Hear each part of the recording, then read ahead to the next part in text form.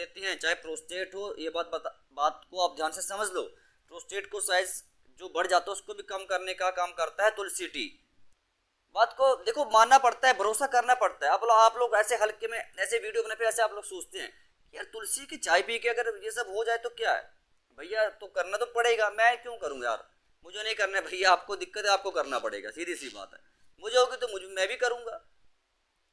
मैं आप लोग बात को समझो, सीरियसली लो, और ज़्यादा कंफ्यूज मत हो कि ओवर एक्टिव यूनरी ब्लैडर है इसमें पेशाब ज़्यादा आता है, अब यह यूनरी इनकॉन्टिनेंस है इसमें भी यूरिन ज़्यादा पास करने के लिए जाना पड़ता है, अब पॉलीयूरिया की समस्या है इसमें भी यूरिन पास करने के लिए ज़्यादा जाना पड़ता है। तो अब हम ये बताओ कि बीमारी एक्चुअली में है कौन सी, शरीर के लिए करना पड़ेगा ना, नहीं तो फिर पूरी उम्र भर दवाई खाओ, ये लास्ट ऑप्शन है। फिर सर्जरी वगैरह आप लोग चक्कर लगवाते रहो हॉस्पिटल के, अगर वही पसंद है तो वही करो, तो उसके बारे में कुछ बोल नहीं सकते क्योंकि पैसा आप लोगों का है, मर्जी आप लोगों के लिए। ओवर एक्टिव यूरिनरी ब्लैडर का मतलब होता है आप लोगों को दोनों किडनीज में यूरिन बना, ठीक है, यूरिन का फॉर्मेशन होता है दोनों किडनीज के अंदर, और वो दोनों किडनीज में जो यूरिन बना वो कहाँ जाएगा, यूरिनरी ब्लैडर के अंदर, यानी कि पेशाब की थैली के अंदर।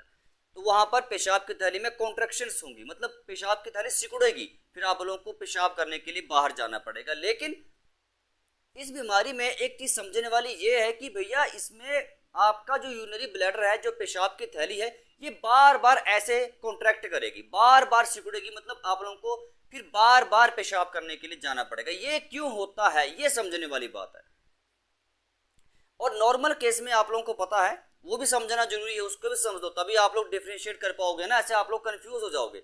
देखिए जैसे मैं हूँ, मैं नॉर्मल हूँ, मुझे पेशाब से जुड़ी कोई समस्या नहीं, मुझे ओवर एक्टिव यूरिनरी ब्लैडर की बीमारी नहीं है।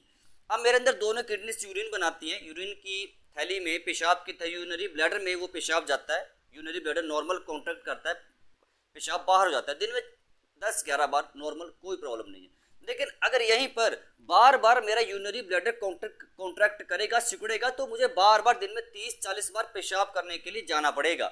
बात समझ आ गई, इस बीमारी में क्या होता है, समझ आ गई, मतलब यूरिनरी ब्लैडर आपका बार बार कॉन्ट्रैक्ट करेगा। थोड़ा सा अगर और आपको बारीकी से समझा दूं, थोड़ा सा और बारीकी से मैं समझाता हूं आप लोगों को। देखिए जो यूरिनरी ब्लैडर है, किडनीज ने, अगर मैं कहता हूं किडनीज ने थोड़ा सा भी यूरिन, 1 या 2 बूंदे भी यूरिन की बना दी और वो पेशाब की थैली में चली गई, तो उसी समय आपका पेशाब, जो पेशाब की थैली कॉन्ट्रैक्ट कर देगी। वैसे तो जो पेशाब की थैली का काम है, जब वो पूरी भर जाएगी ना तभी वो ऐसे कॉन्ट्रैक्ट करेगी, सिकुड़ेगी। लेकिन इस बीमारी में जैसे ही 1 या 2 बूंद भी आपके पेशाब की थैली के अंदर चली गई, हालांकि वो भरी नहीं है, पेशाब की थैली अभी खाली है, लेकिन वो आप लोगों को सिकुड़ना चालू कर देगी, वो कॉन्ट्रैक्ट करेगी। इस बीमारी में ये होता है। बात समझ आ गई, समझ आ गई, मतलब पेशाब की थैली भरने ना भरने के बावजूद भी आप लोगों को पेशाब के लिए जाना पड़ता है, क्योंकि उसमें 1 या 2 बूंद जाती रहती है पेशाब की। इसमें यह चीज समझने वाली है आप लोगों को। और अब ये बात अगर आ गई, और मतलब आप लोगों को ना फ्रीक्वेंट यूरिनेशन की समस्या होता है, यूरिनरी इनकॉन्टिनेंस इसको बोलो, इसको आप चाहे पॉलीयूरिया की समस्या बोलो, मतलब पेशाब बहुत ही ज्यादा आता है।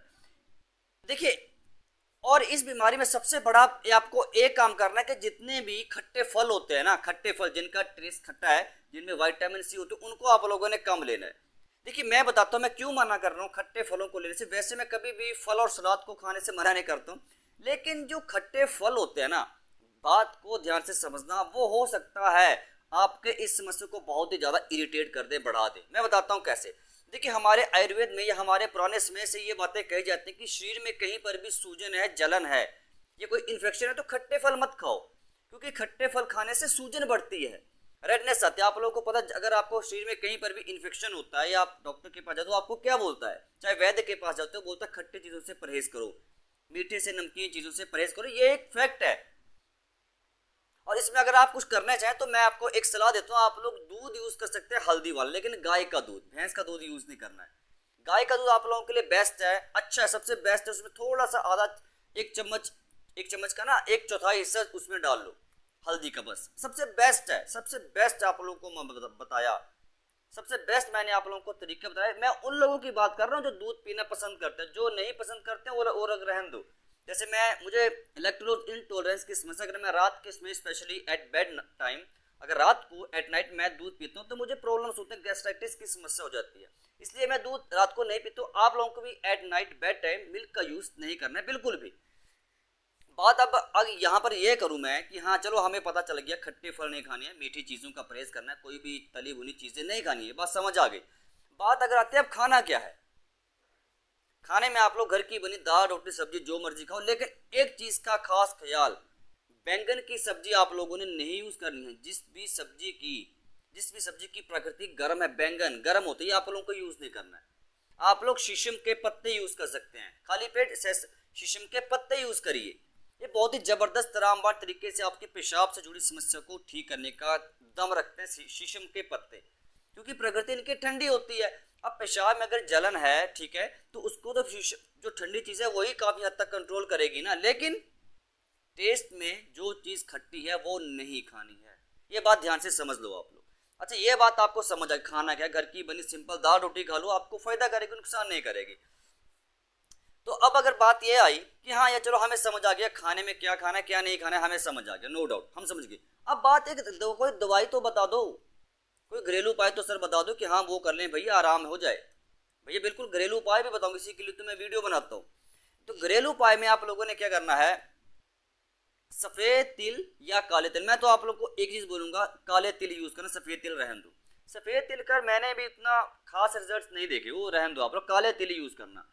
काले तिल लो, जैसे 3 ग्राम काले तिल ले लिए, 3 ग्राम गोगरू का पाउडर ले लिया, काढ़ा बनाकर उसका उबाला और पीना शुरू कर दो गुनगुना। भैया क्यों मैं ऐसा क्यों बोलूँ, क्योंकि इन दोनों चीज़ों के अंदर एंटी डायूरेटिक प्रॉपर्टीज होती हैं। These two food items have a rich quantity of diuretic properties. भैया बात को समझो, डायूरेटिक का मतलब इनमें एंटी डायूरेटिक प्रॉपर्टीज होते हैं जो पेशाब से जुड़ी समस्या को काफी हद तक कंट्रोल कर देती हैं। बात समझ आ गई क्या बोला मैंने। काढ़ा बनाकर 3 ग्राम काले तिल ले लो और 3 ग्राम में 2-3 ग्राम गोखरू का पाउडर ले लो, गोक्षरा पाउडर, वो अच्छे तरीके से उबालो, उसको छान करके फिर पानी पीना, वो पीना शुरू कर दो काढ़ा। ये बात आपको एक घरेलू उपाय मैंने बता दिया। दूसरा घरेलू उपाय, आप लोगों ने कभी भी अगर आप लोग दिन में अगर आप लोग टी वगैरह चाय पीना पसंद करते हैं तो उसकी जगह मैं आप लोगों को एक ही बात बोलूंगा, आप लोग हर्बल टी लेना शुरू कर दो, स्पेशली तुलसी टी। तुलसी घर में लगी है तो तब तो अच्छी बात है, तुलसी के 4-5 पत्ते तोड़े, पानी में उबाले, अच्छे तरह से उन्हें उबाल लिया, पी लिया, ये तुलसी टी हो गई। और तुलसी में एंटी माइक्रोबियल प्रॉपर्टीज होती हैं। एंटी माइक्रोबियल का मतलब होती है बहुत ही ज़्यादा आपके माइक्रोब्स की जो ग्रोथ उसको काफ़ी हद तक प्रोहिबिट कर देती है, वहीं पर रोक देती है, कंट्रोल कर देती है। तो बात समझ आ गई। 2 घरेलू उपाय बता, और जो पहला वाला है आपको करना ही पड़ेगा यार। और ये आप बात मानो या ना मानो, लेकिन मैंने आप लोगों को एक बात बता दी, गोक्षुरा का पाउडर, भैया यूरिन से जुड़ी कोई भी समस्या है उनको ठीक करने का दम रखता है गोक्षुरा का पाउडर। ये बात आपको समझनी पड़ेगी, इस बात को आप मान लो, डायरी पे लिख लो, गोक्षुरा पाउडर। अगर गोक्षुरा वगैरह आप लोगों को यार ठीक है नहीं आपको मिलता है, मैं बोलता हूँ आप लोगों को नहीं मिल पाता है, पंसारी के पास भी पाउडर नहीं मिला भाई, अब बताओ क्या करें सर। ठीक है भैया, मैं पंकज हूँ, मेरा नाम पंकज शर्मा है, मैं यहाँ पर तभी बैठता हूँ बताने के लिए, सारे सब्सिट्यूट आप लोगों को बता देता हूँ। गोक्षुरा का पाउडर भी नहीं मिला, छोड़ो परे, काढ़ा नहीं बना पा रहे, कोई टेंशन नहीं, छोड़ो परे यार। भैया किसी भी अच्छी आयुर्वेदिक मेडिकल स्टोर्स पे जाना, वैद्य के पास जाओ, उससे बोलो कि भैया डॉक्टर साहब हमें एक काम करो, हमें आप लोग गोक्षुरादे गुग्गुल की टैबलेट्स दे दो, बात खत्म, और चंद्र प्रभा बटी दे दो, सुबह शाम 1-1 या 2-2 गोली गुनगुने पानी के साथ लेना शुरू कर दो, आप लोगों को खुद ही असर दिख जाएगा। समझा गई बात। लेकिन मैं तो आप लोगों को फिर एक बात बोलूँगा, क्यों पैसे खर्च करने पंसारी के पास, और थोड़े बहुत रुपए में गोक्षुरा का पाउडर ले आओ भैया, उसका काढ़ा बनाकर और काले तिल ले आओ, दोनों को मिलाओ, काढ़ा बनाकर यूज़ करना, पीना चालू कर दो, दिन में 2 टाइम ले लो।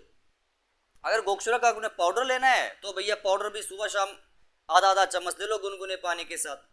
भैया गोक्षुरा मैं तभी बोलता हूँ कि ये यार आप बात को समझो, गोक्षुरा से बेस्ट कोई आयुर्वेदिक मेडिसिन नहीं है यूरिन प्रॉब्लम्स के लिए, चाहे वो यूरिनरी ब्लैडर की समस्या हो, जो ओवर एक्टिव यूरिनरी ब्लैडर की समस्या हो, यूरिनरी इनकॉन्टिनेंस की समस्या हो, चाहे वो पॉलीयूरिया की समस्या हो, और चाहे मैंने इसलिए बताया क्योंकि तुलसी मैंने बता दिया इसमें क्या क्या प्रॉपर्टीज होती हैं भैया, साइज को कम करना चालू कर देती हैं। चाहे प्रोस्टेट हो, ये बात को आप ध्यान से समझ लो, प्रोस्टेट को साइज जो बढ़ जाता है उसको भी कम करने का काम करता है तुलसी टी। बात को देखो मानना पड़ता है, भरोसा करना पड़ता है। आप लोग ऐसे हल्के में ऐसे वीडियो बना पे ऐसे आप लोग सोचते हैं यार तुलसी की चाय पी के अगर ये सब हो जाए तो क्या है भैया, तो करना तो पड़ेगा, मैं क्यों करूँ यार, मुझे नहीं करना है भैया, आपको दिक्कत है आपको करना पड़ेगा, सीधी सी बात है। मुझे होगी तो मुझे मैं भी करूँगा।